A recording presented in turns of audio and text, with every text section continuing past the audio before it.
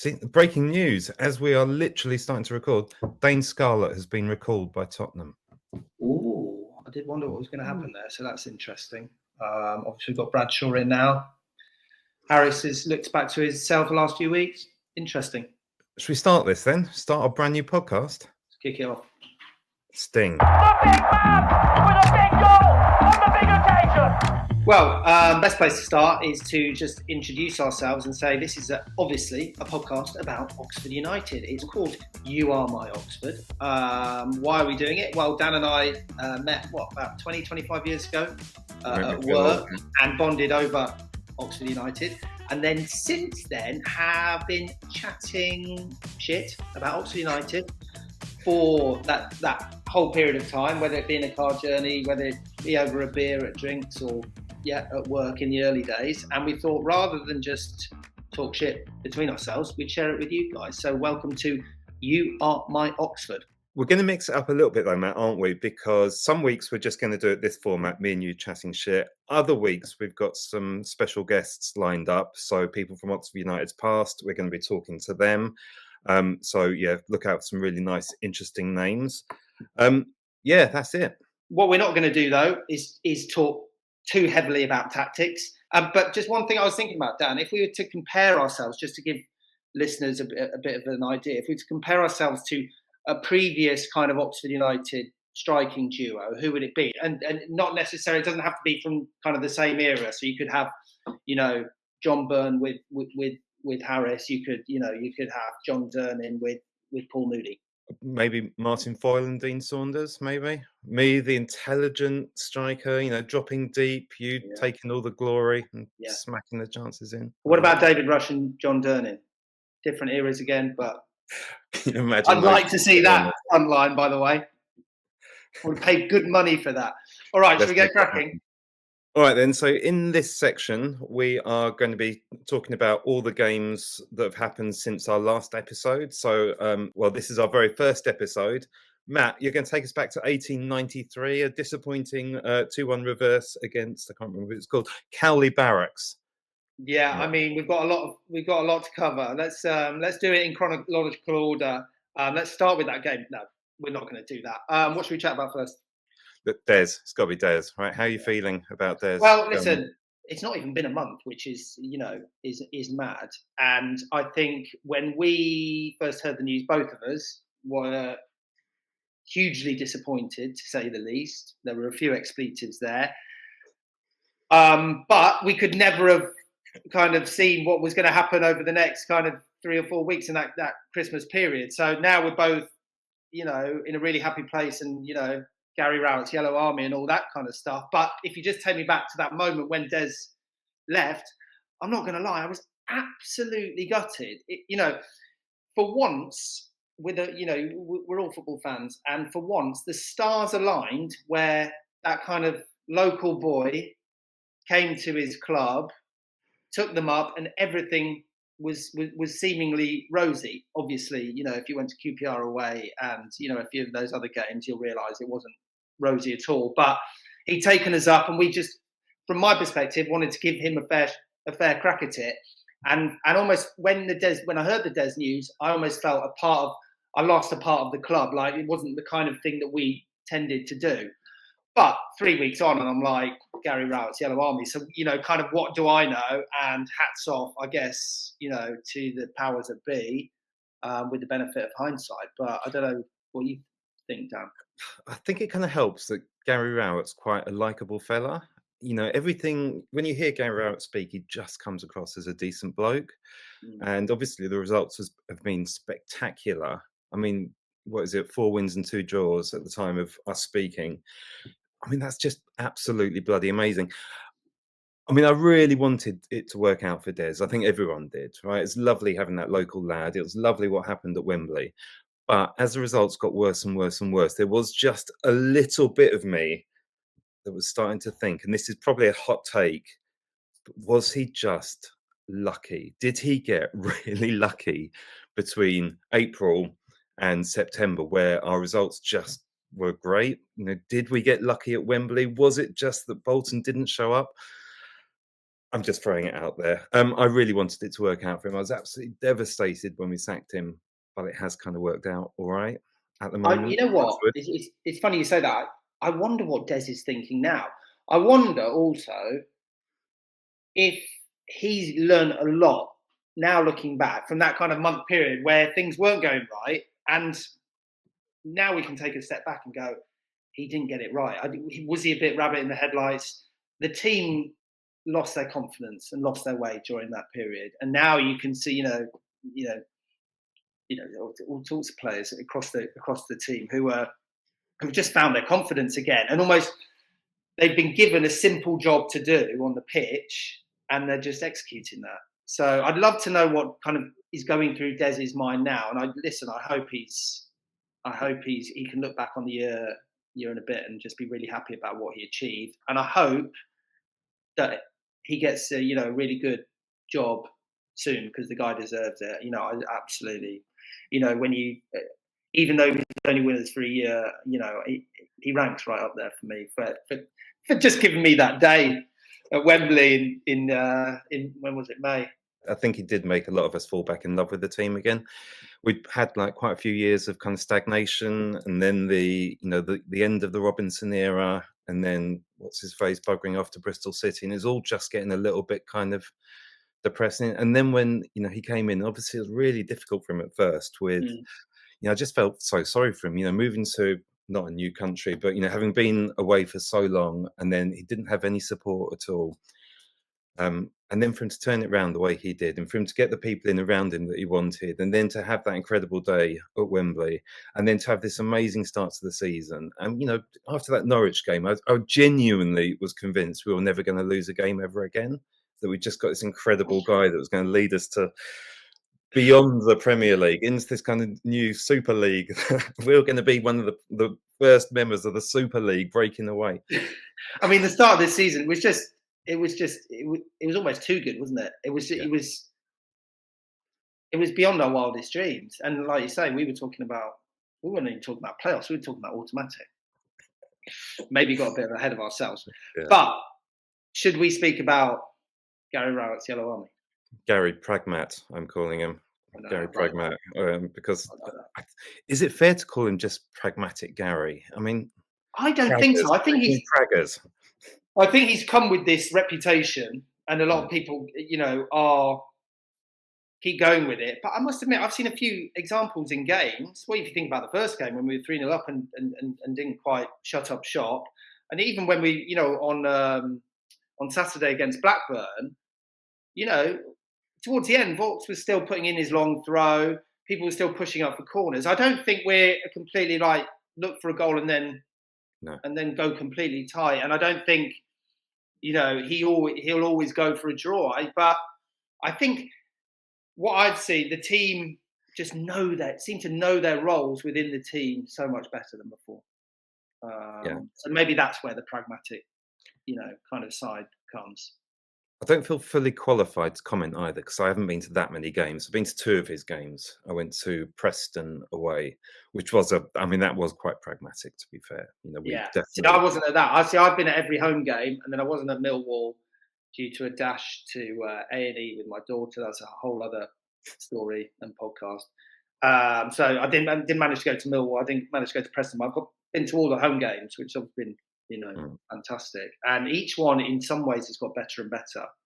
And I will say that the Blackburn performance, we looked like a proper championship side, I have to say, and was, I would say, the most complete performance of the season.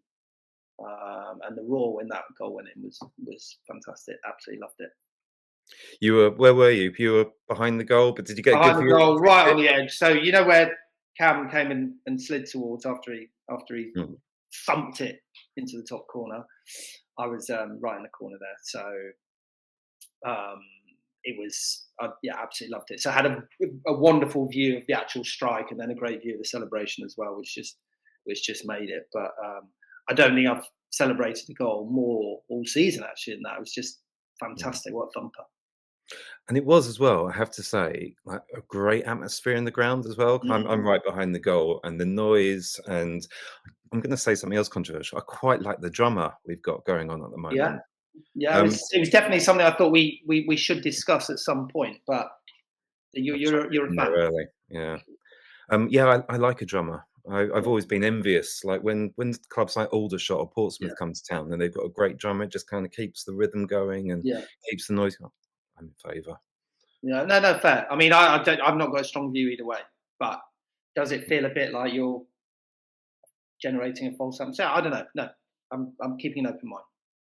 Better to have a false atmosphere than no atmosphere, which is the case quite a lot last year, for instance. I thought it was a great performance. Really, really great performance on Saturday. You say you didn't go to any away games. Obviously, I didn't see you at Preston. Do you know what? I love Preston. I love the ground. It's an amazing stadium. Like proper kind of mixture between kind of old and new, and really, really steep. Like really good atmosphere in there. I absolutely love Preston as well. I think it's the friendliest place I've ever been. Every single pub I went into, and I went to 2 or 3. Every single pub was just really friendly. Like people coming up to us, chatting, about the game coming up or the game that we just watched. Just really, really nice place. Loved it. Yeah, you know what? Very, very In all my years following Oxford, never been to Preston. Done a lot of the northwest. Your Stockports and all sorts, but never done Preston. So yeah, a bit gutted I didn't go. But did you go to Plymouth? No. Didn't go to Plymouth, Matt. No, Tuesday night. Probably not quite the kind of thing my family would let me get. Can we have a little chat about the goal then? Go on then. I mean, what do you think of that? I did not think that Vaulks had that in him. Well, I mean, when he joined, people told us he did have it in him. Like, the highlights reel had not lots, but certainly few goals of his whacked in, and the kind of celebration. The transformation of Vaulks from this kind of almost laughable character under Buckingham into this absolute midfield enforcer who offers so much in terms of long throws, in terms of like good passing, and now this incredible goal. Just absolutely incredible. And you feel for Buckingham, like, you feel that Vaulks wasn't able to do it for him, but what's happened? Yeah, well, that's it. The turnaround out of any player since Rowett has come in, the improvement has probably been seen the most in Vaulks. And why wasn't he doing it under Buckingham and now suddenly is doing it under Rowett? I mean, yeah, it must be something to do with the manager, I guess. But and that, striking the way he did against Plymouth, I guess, just that comes from confidence, doesn't it? He tried it again against Blackburn, and I wish he hadn't. When it kind of trickled off towards the corner flag. But he's been incredible. What a turnaround! And also, by the way, I didn't know he had that somersault in his locker. Well, I did know he had it in his locker because, again, it was something that was on that highlight reel video that went around when we signed him. It just terrifies me, though, when people do that. Did Moody once injure himself doing one? He was more of a cartwheel? He's more of a cartwheel, wasn't he? It wasn't the most graceful.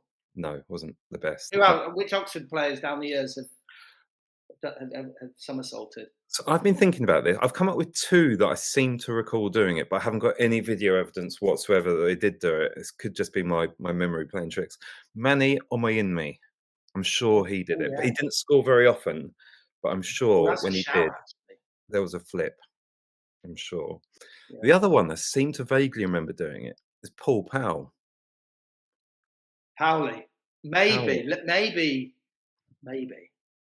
The problem with both those players is they played in an era where there is almost no footage available online. Like as you know, I'm a bit of a YouTube trawler trying to find kind of old bits of footage. But those kind of crap seasons, the dark era when we were absolutely terrible, there's very, very, very little footage. Partly because VHSs stopped a couple of years before that, so people didn't record games so much, they didn't record highlights programs. Also, I think it's just because there's crap time, so nobody's putting anything up. There's also that kind of era when Sky Sports didn't have the footage, and it was ITV Digital who then went bankrupt. So all the kind of archive has just disappeared. Maybe this is a good time our first call out to listeners. Hopefully, there's a few people listening. Can you remember any former Oxford players who were famous for a somersault, or actually? What's been some of your favourite celebrations over the years? But just to put a footnote to this section. I mean, what is it?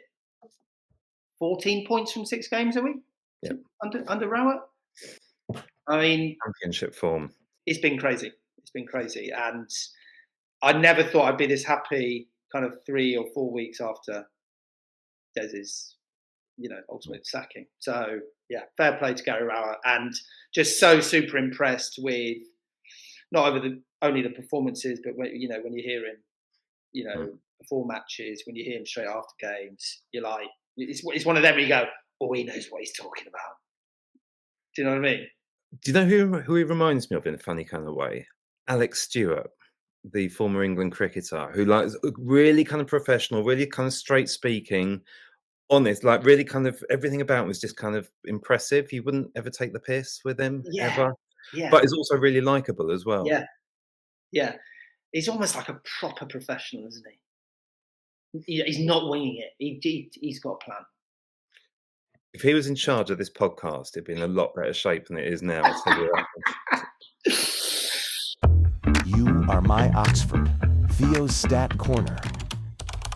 So 14 points from 6 games. Should we delve into that a bit more? And I can see Theo has joined us.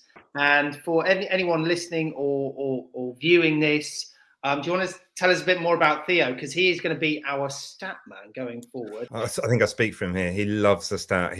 We're in the WhatsApp group together, and I think it's fair to say he fills it with XG chat. So I thought it'd be great to have on as a regular guest to come and give us the latest stats. Theo, I've been looking into Will Vaulks' incredible turnaround in form. Hit us with some good stuff.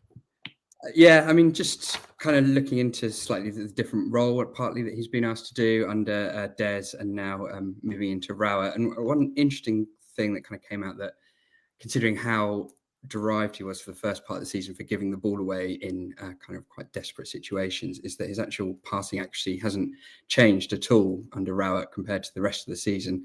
It's just obviously that he's now got a buddy next to him in Brannigan, just leaving him a little bit less exposed and asking him to play passes in slightly less dangerous areas, I'd have thought.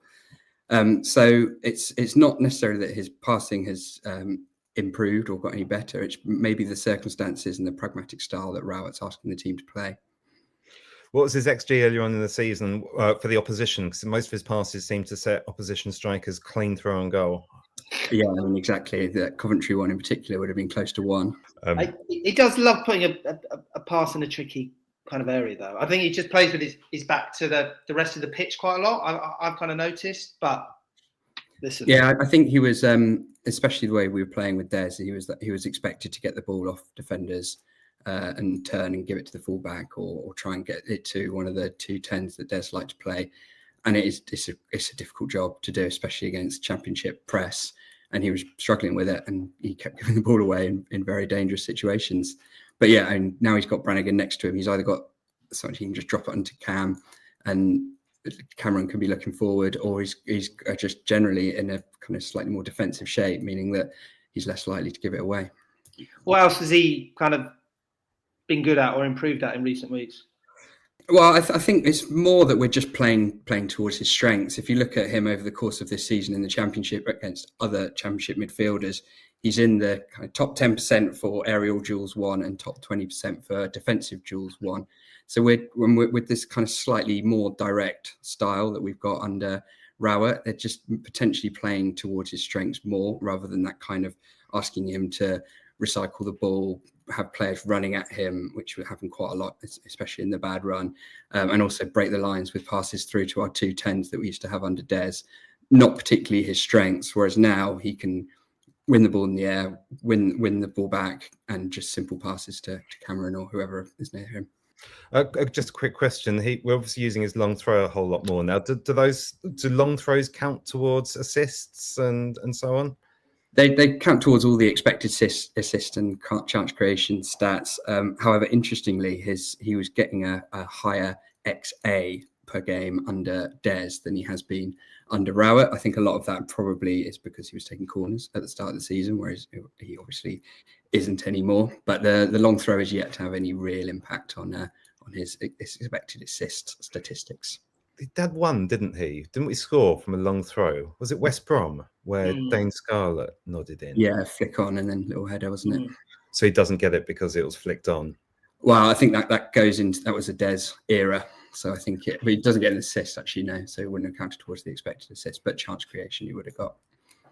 But I just think also just generally, with all these stats, he's obviously it seems a lot more confident generally, and probably that's why he had a thump from 25 yards out the other day.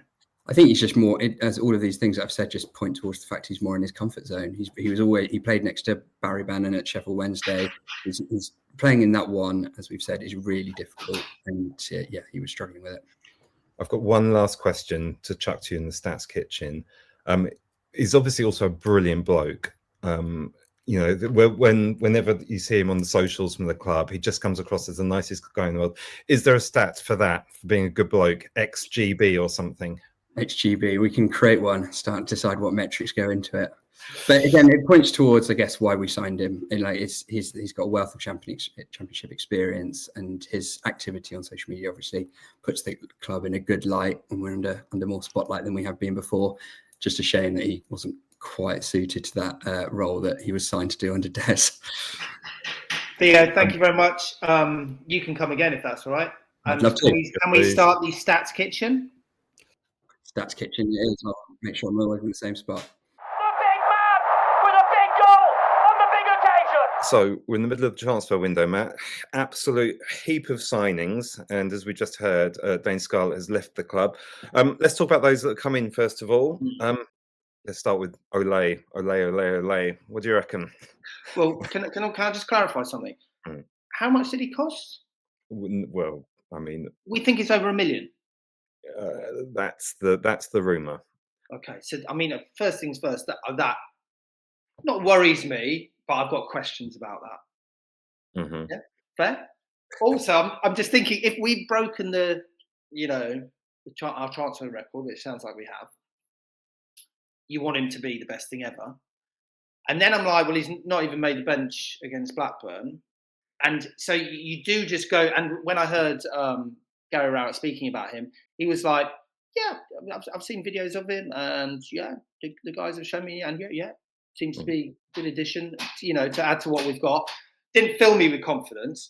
And then so it does just, your mind just goes to, is this a bit of an Indonesian vanity project? And if it is, fine, but I think we have to trust those at the club who will watch him play in training, and I'm sure even when he's ready to play, he'll come into the team. But yeah, I mean, like you, I just cannot quite work out the logic of spending £1.6 million on someone who isn't. Sorry, that was the rumor that's gone around. Whatever amount it was. To spend that kind of money on somebody, you want them to be able to come in pretty much straight away and really add something to the squad. And I genuinely hope he does. Let's hope he's, just kind of getting fit at the moment and so on. Listen, 100%. And I would love to be proved wrong. And we are all singing Ole, Ole, Ole by the end of the season. But we'll wait and see. Where should we go next? Alex Matos. Oh, he looks like a player, doesn't he? Loves a tackle. Oh, he loves a tackle. He loves to get forward. He looks like he wants to make things happen. He can get around the pitch. I mean, I haven't seen loads of him yet, but the few minutes I've seen, I'm like, I want to see more of him. Yeah, and he comes with a great rep. Tom Bradshaw. I think he's going to be one of those strikers. In fact, we spoke a bit about Johnny Lager, John Durnin earlier, and it reminds me a bit of that, like. Socks down by his ankles, running about. I think he'll put a tackle in. I think he'll buzz all over the pitch. Might get a few yellow cards and stuff. And hopefully, we'll get the odd important goal.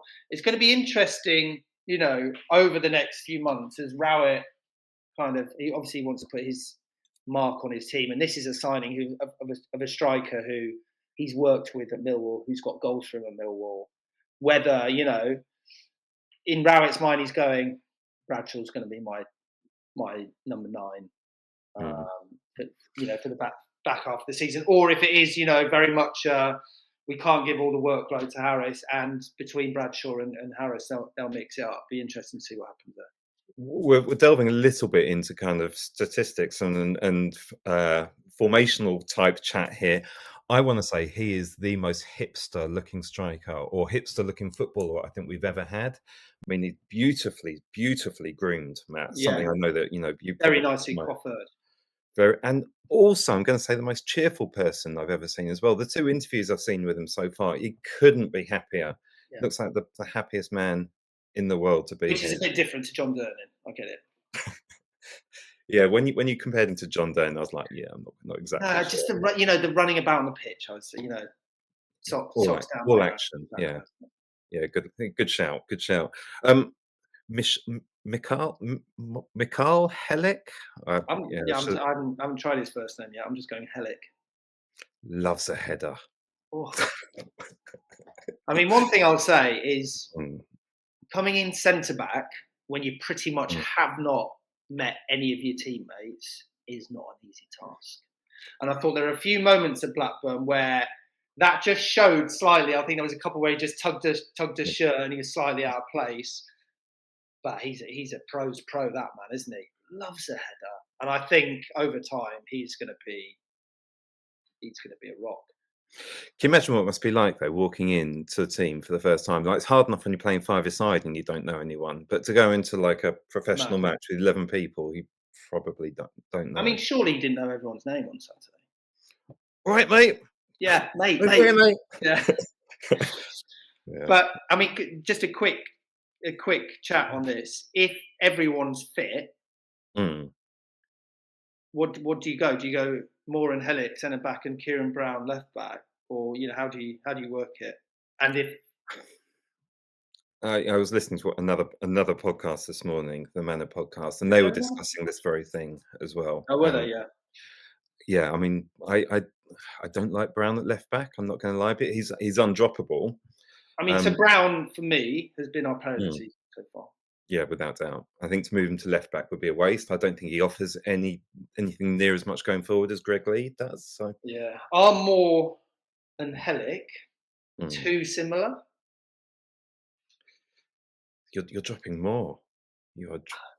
He's injured at the minute, luckily enough. Anyway, yeah. So yeah. And Nelson, I don't know, but God, I watched that player at the start of the season.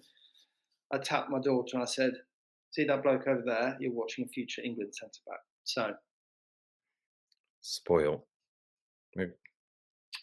Maybe we go full Ian Atkins and play 5 central defenders at the back. Question, Matt, how are we affording all this? Well, it's funny because that was going to be my question to you. I mean, we're not being shy in the transfer market at the moment, are we? And there's a few big numbers being kind of mentioned, and you look at the likes of Helik and Bradshaw. Let's look at Helik. Like, he's not, presumably he's going to match our top wage and that kind of thing. And obviously we went for it in the summer as well. So that is one question, and we've got 11,000 people coming through the gate every week. So that is one thing that does worry me. And then you kind of look at how we could generate some revenue, and maybe there's one player who you might just go, "Ooh," and then there's been a few rumours about it. Can I mention the name now, or? Yeah, do it. I mean, Tyler. I mean, you probably look across our team and go, he's the one where there's some kind of real value, sitting in him in terms of, his age, obviously his quality, and someone who the hierarchy might look at and go, "Wow, do we cash in?" Now, I don't know. What do you think about that? Do you know what? I try and be pragmatic when it comes to. Right, Gary. Oh yeah. When it comes to like these things, like I don't mind us being a selling club, right? I want us in a way to be a selling club. I don't want us ever to become an absolute kind of financial state like a Reading or all the other clubs that kind of gone bankrupt or folded or whatever. Even back to how we were in the 90s and 2000s. I don't mind us being a selling club, and if somebody came in with say 10 million for Tyler Goodrum, I hate to say it, I love the guy, I really do love the guy, but I think I'd take it, because all it takes is one bad injury for him, and then we kind of kiss goodbye to £10 million. So how much do you think he's worth? Well, I mean, you see some of the prices being banded about at the moment. Who's that guy who played for us? Who's at Blackpool now? The striker, Carl Joseph. There's a rumor going around that Hull are trying to buy him for 2.5-3 million at the minute. And like, he was a trier. He was nothing more than that. He's a lovely guy, and I liked him.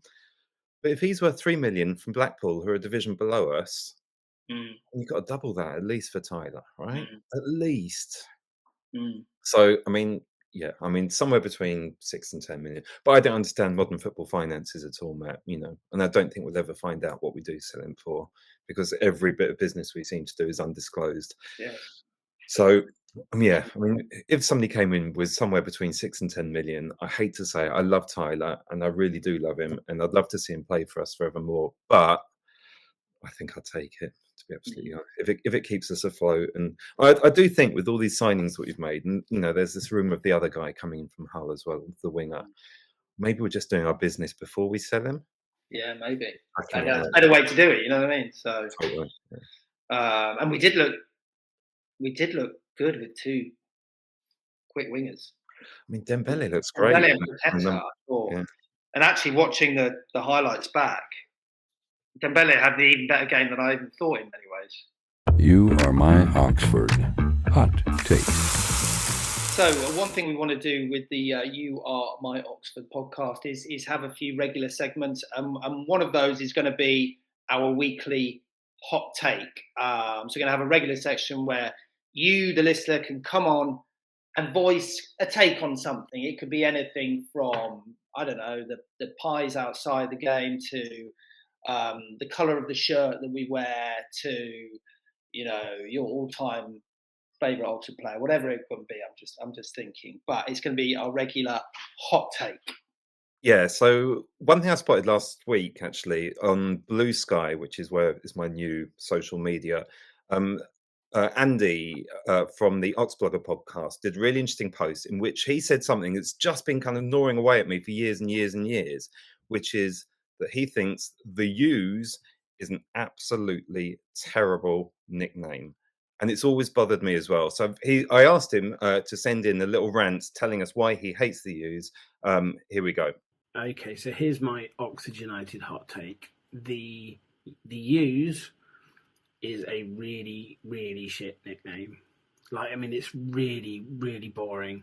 It's probably the most unimaginative and dull and uninspiring nickname you could come up with. When you've got teams around the country with interesting nicknames and daft ones and silly ones and stuff like the Cobblers and the Hatters and the Toffee Men, it's really difficult to have one which is just the first letter of your football club's surname. It's like a committee of the least imaginative and interesting people who've got together to come up with a nickname.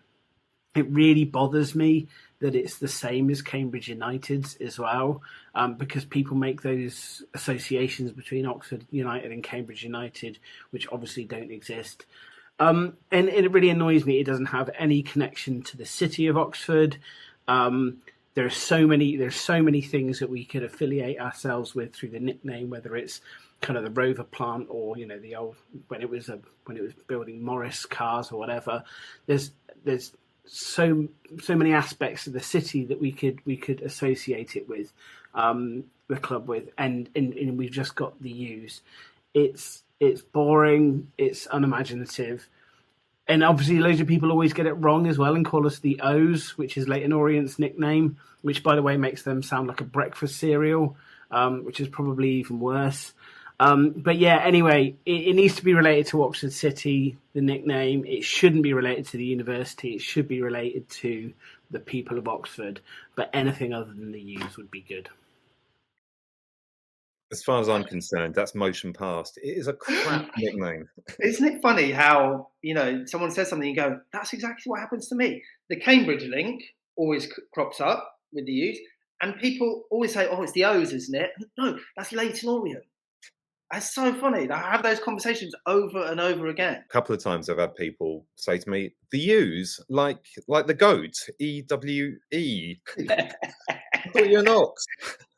I've Well, had we that should, as well. no, I think it makes much more sense to call us something like the Oxes. I came up with another idea, which is I love Scottish football team nicknames. They're always brilliant, and they always kind of involve a local landmark and then something just pure comedy. So Cowdenbeath are known as the Blue Brazil because they wear blue and they don't play anything like Brazil. So they're known as the Blue Brazil. So I thought we should be called the BMW Brazil. What do you reckon? Kind of, we got the shirts that are almost Brazilian like. Yeah, I'll go with that. I mean, it's not a bad starter. I think we need to get other input. What I've always loved with nicknames is when you get those nicknames where it kind of evokes the heritage of a place. So I'm thinking like obviously Northampton, the Cobblers, because it's where there's a lot of shoemaking. Yeovil Town, the Glovers, because there's a lot of glove making factories. Whitney Town, do you know what Whitney Town is, Dan? Go on, hit me. The Blanket men, the blanket men. Because Whitney used to be famous for blankets, for making blankets. So if we follow that, and I quite like it, I think something about cars would be great. So the motors, or that's rubbish, but the motormen, or that, do you know what I mean? Something cars, and I'm thinking on my feet here, so you help me out. Yeah. I'm going with the BMW Brazil, and we might even get sponsorship for it. Yeah, listen, it's not bad start. Answers on a postcard or just messages. But I think we should. I think there's something in this, and we should start a petition to the club once we have a few options. I'm just going to chuck one thing out as well. Does anyone actually say the U's like in real life? Like it's the kind of thing you see in Wikipedia, where it says, information about the club. It says nickname the U's. But have you ever said, I'm going to go and watch the U's? Yeah, maybe not. Certainly not for a while. Yeah, the Yellows, I tend to say. The Yellows, yeah. You are my Oxford, Matt's most marvelous memories. So one thing we want to do, like most episodes, is dig up some interesting moments from our past watching Oxford United, great games we've been to, amazing moments, favourite players, whatever. Matt, I've thrown it over to you this week. You've dug up a moment that you particularly remember. Go on, hit us with it. Well, I'm just trying to think about what else we might just tease before the end of the show. So I think this might segue quite well into that end of episode 1 tease. But thinking about famous games, over the years, and I thought I'd just go with a game that I often think about, and it's not necessarily one of our best or most memorable games. I'll mention it, and people go, "Oh, yeah, I might remember that." It is Bradford away when Paul Moody scored an absolute stonker, and I was there in the away end. I think it was 1995, 96, 93, 94. 93, 94. Oh, here it is. There. Oh, what a goal. Gosh, it's been a while since I've seen that. The reason I wanted to bring this up is because it was when Moody was on that run and everything he touched just ended up in a goal. And this was a Tuesday or Wednesday night away at Bradford. And I said to my parents, I would have been 15 at the time. No, sorry, 93, I would have been 14 at the time. And I said to my parents, Moody was on this run. I said, I have to be at Bradford on Tuesday. I have to. And my dad was away at work that week, and my mum said, "Well, you can't go." I said, "Mum, I have to go. I don't know how we get there, but I have to go." My mum doesn't drive, and getting a train up to Bradford and back to Oxford in the same night, impossible. My mum doesn't go to football. She follows Oxford, the rest of the family, but she wasn't going to the Manor week in, week out, and that kind of thing. I managed to convince her to go on the London Road club coach, pick up from Oxford, Bradford. So my mum went to Bradford away so I could see it. That goal went in, and I remember we were winning at half time, and it was just phenomenal. And that's probably my mum just calling now, giving me a rollicking for telling this story on the podcast. And we got back to Oxford, I don't know, about 2:30 a.m., but I was absolutely glowing. And hats off to Mrs. G for accompanying me to Bradford away on a Tuesday night in 1993 so I could witness that goal.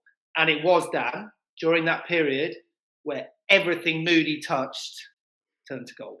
I loved Paul Moody, perhaps more than is actually humanly possible, right? It was a love so pure and so true.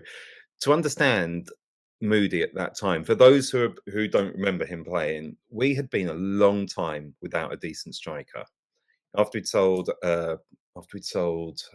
Aldridge and then Saunders, we'd had 4 or 5 years of watching Nick Cusack really like struggling to put the ball anywhere near the goal. And we were in such trouble when Moody joined the club. And he came in, this kind of big, tall, lanky, lumbering, like it just didn't look like a footballer until he put the ball at his feet. And he would just run. He'd get his head down, elbows going everywhere, run at an extraordinary pace for someone who was 6'4" and 15 stone, barging people out of the way, and then just twatting the ball harder than you've ever seen it kicked at the goal.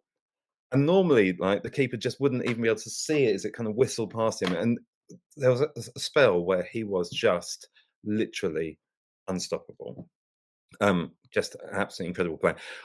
For episode 2 of this podcast, we have tracked down Paul Moody, and we have. Well, I say we, Matt. You weren't even involved in it. I'm really sorry. I did it before we joined forces on this.